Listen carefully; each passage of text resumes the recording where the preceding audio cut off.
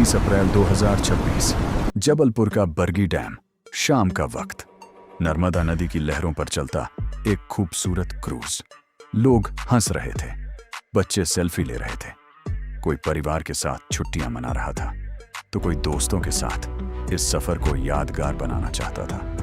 हर तरफ खुशी थी, किसी को अंदाजा भी नहीं था कि अगले कुछ मिनटों में यही खूबसूरत सफर एक भयानक हादसे में बदलने वाला है।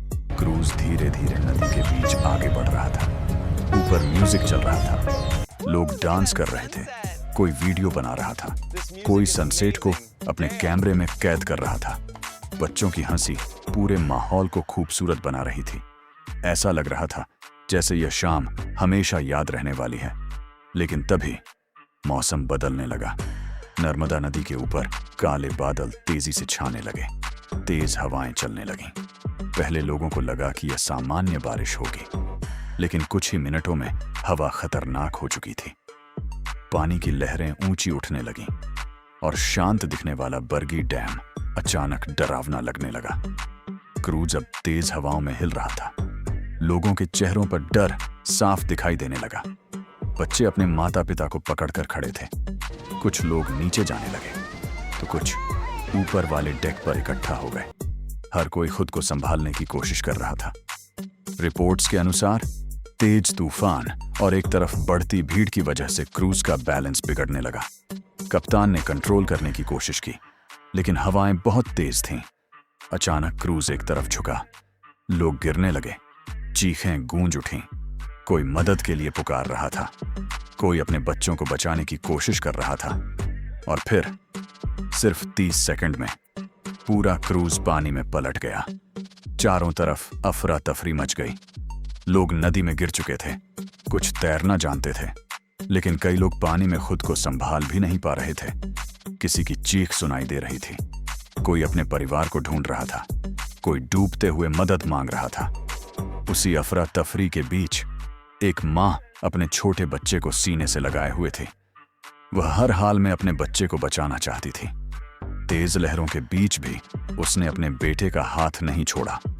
लेकिन नर्मदा का बहाव बहुत खतरनाक था और कुछ ही पलों में माँ और उसका बच्चा दोनों नदी की गहराइयों में खो गए।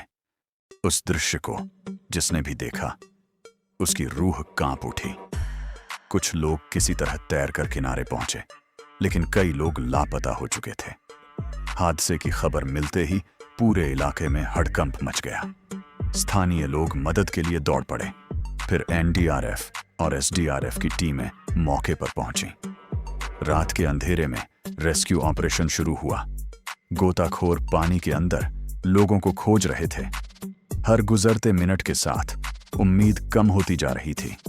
किनारे पर खड़े परिवार रो रहे थे, कोई अपने बेटे का नाम पुकार रहा था, कोई अपनी पत्नी को ढूंढ रहा था, तो कोई भगवान से चमत्कार की उम्मीद कर रहा था। धीरे धीरे हादसे की असली तस्वीर सामने आने लगी। कई लोगों की जान जा चुकी थी, कई घायल थे और कुछ लोग हमेशा के लिए इस दुनिया से जा चुके थे। पूरे देश में सवाल उठने लगे, क्या इस हादसे को रोका जा सकता था? क्या मौसम की चेतावनी को नजरअंदाज किया गया? क्या सुरक्षा नियमों का पालन नहीं हुआ? रिपोर्ट्स में सामने आया कि कई यात्रियों को समय पर लाइफ जैकेट तक नहीं मिली और यही लापरवाही कई जिंदगियों पर भारी पड़ गई।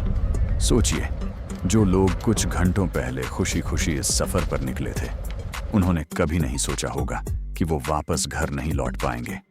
किसी बच्चे ने शायद अपने माता पिता से कहा होगा कि वह जल्दी लौट आएगा। किसी माँ ने अपने बेटे को आखिरी बार मुस्कुराकर देखा होगा, लेकिन किस्मत को कुछ और मंजूर था। बरगी डैम आज भी वहीं है, नर्मदा आज भी बह रही है, लोग आज भी वहां घूमने जाते हैं। लेकिन उस रात की चीखें, टूटे हुए परिवारों का दर्द और पानी में डूबती उन आखिरी सांसों का डर आज भी उस जगह की हवा में महसूस किया जा सकता है।